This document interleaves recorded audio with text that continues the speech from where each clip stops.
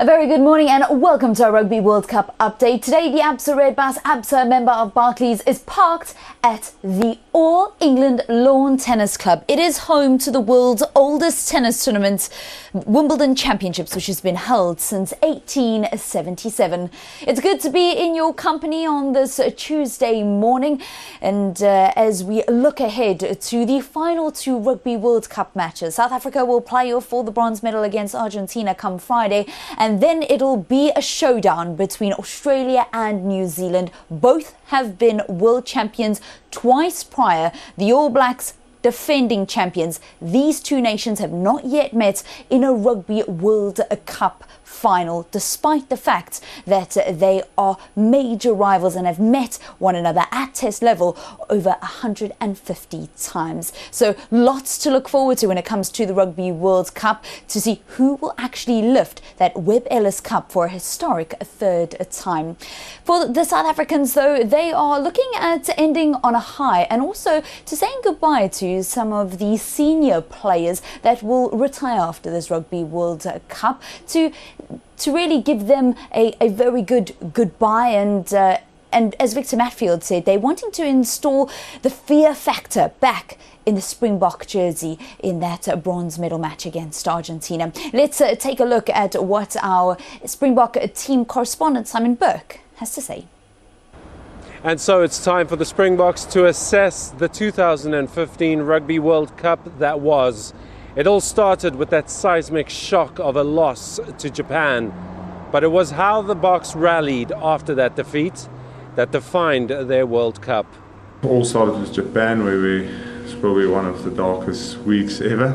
I think after that, although I didn't play, some of the best times I had with the Boks, just to see how the guys pulled together, how Heineke got the guys in behind him, Fourie and Skalki, how they led the team. And the guys really became close, and we really had a belief that we can do something special. And now it's time for the bronze medal match, a match the Springboks hope will be the start of them rebuilding their reputation in world rugby. It's never a meaningless game when you put on the Springbok jersey, but again, I think we'll have a good break this next 2 days, and then Coach already said we'll get together on Wednesday. I think there's quite a few guys that would be their last outing in the Springbok jersey, so we would definitely like to make that special, make a good last game for a few of us, and just for that young guys, whoever we play, I think we need to start getting teams to fear the Springboks again. This week for the Springboks is all about trying to find the positives in a very sorry situation. I'm Simon Burke, bringing you the latest from the Springbok camp. Thank you very much to Simon Burke. Let's bring you up to speed now with other news from the Rugby World Cup, as the Mind Games have already started ahead of the Australia-New Zealand showdown. Coach of Australia, Michael Cheika, has said about New Zealand that Australia will have to be pretty special if they are to lift the World Cup. He said of New Zealand, they're the world number one and they're there for a reason. We've only beaten them once in the last 10 matches and they'll feel they have our number. So we're going to have to do something pretty special just to be competitive. Every game at this level is so hard.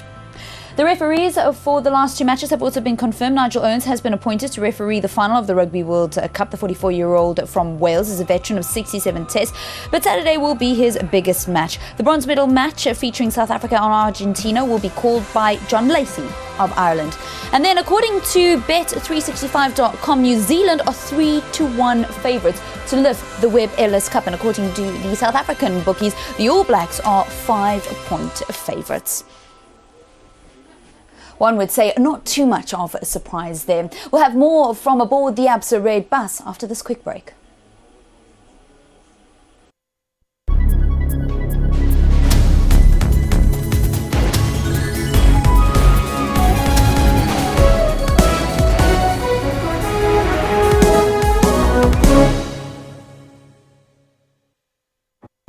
The road to greatness is not an easy one. It's rough, tough, and full of barriers. And there's only one way to master it. Never, ever stop.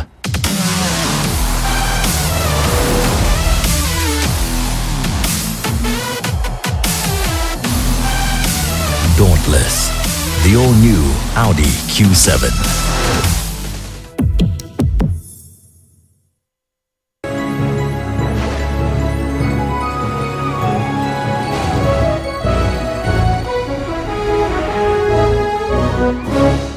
Welcome back to the All England Lawn Tennis Club, home of the Wimbledon Championships. Now, this entrance where we're standing in, this is the players' entrance. All the players, Novak Djokovic, Serena Williams, South Africa's very own Kevin Anderson, they all walk through here. And this is where they get prepped and ready before they go out to play their different matches. It is an absolutely magnificent facility, and obviously with all the history that goes with it, being the oldest tennis tournament in the world.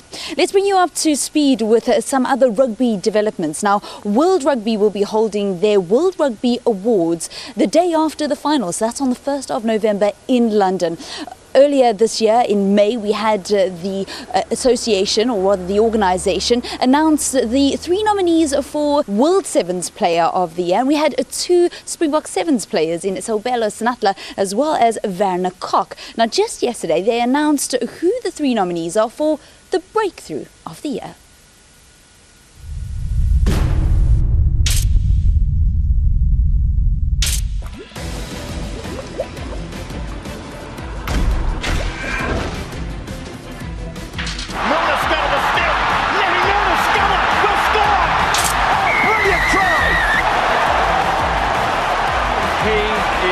Scintillating, unbelievable footwork. Nobody touches him. He's only just starting.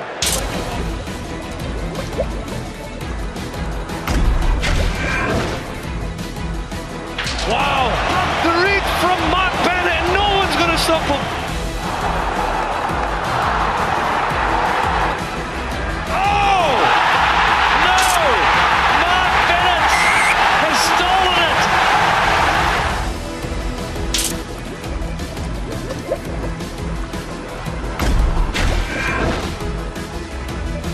Vasil Lobzanidze doesn't turn 19 until October the 14th, the youngest player in Rugby World Cup history. A wonderful take still from Lobzanidze, the young scrum half.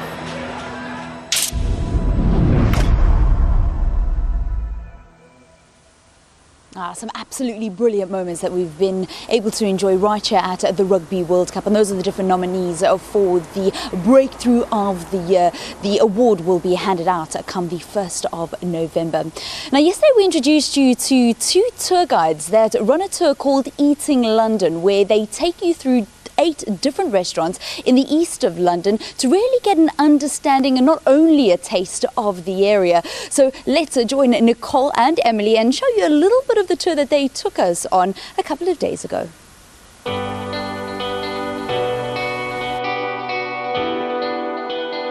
Tea drinking started all the way back in the 17th century. With the, was it 17th century? Around that time, definitely, With yeah. It was only famous amongst the royals and the riches. In fact, it was probably unaffordable for most of the British public to drink tea. So it only became fashionable amongst them. And then, of course, everybody else in Britain wants to be involved. And there was a niche to start smuggling tea into the country. And so people started smuggling tea across the border because taxes were just so high and it was just so expensive. And there was a real niche for it. I mean, these days we have all sorts of knockoff things, but back then smuggling tea was where the money was at in the business. Oh wow, yum.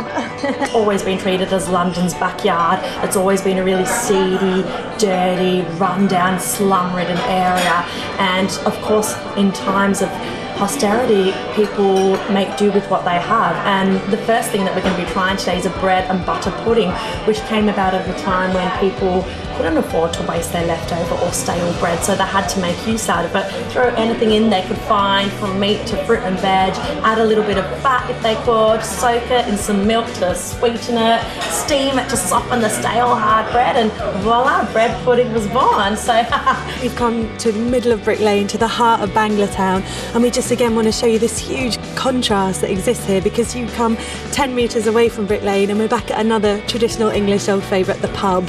So there's nowhere in the world really that does pubs like England. At cellar temperature and without bubbles, because that is the way that I'm told you have to have ale here in England. All right, and as you can see, it's not bad at all. I've quite enjoyed it.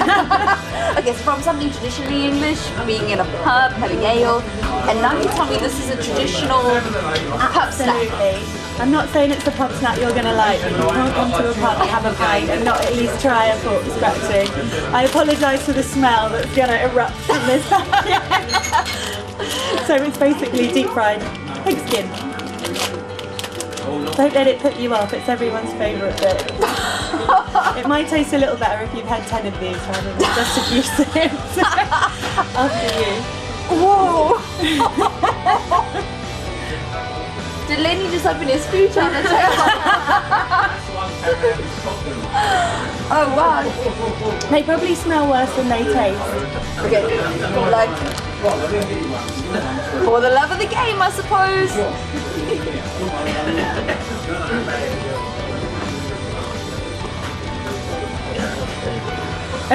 What do you think?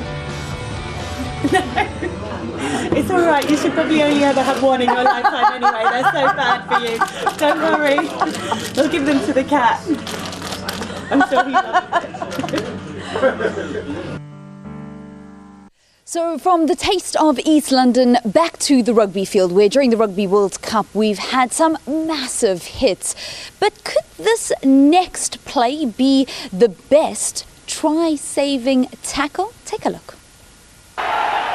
Johnny Gray for Gilchrist. Look at the tigerish commitment of these Japanese defenders. Russell goes wide. Space finally for Seymour, and look at the tackle from Goromaru.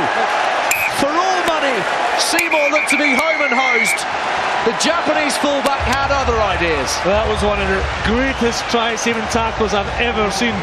The distance he had to cover, the speed the Seymour was going, and to drive him into touch. Fantastic defence, and what a way to finish the first half. Here's a tackle. Finn Russell knows the space is out. Look at that, he's got 15 metres, Goromaru. Not only does he make the tackle, he has the power to drive Seymour into touch. His angle of approach was good. That was absolutely phenomenal defence from Goromaru.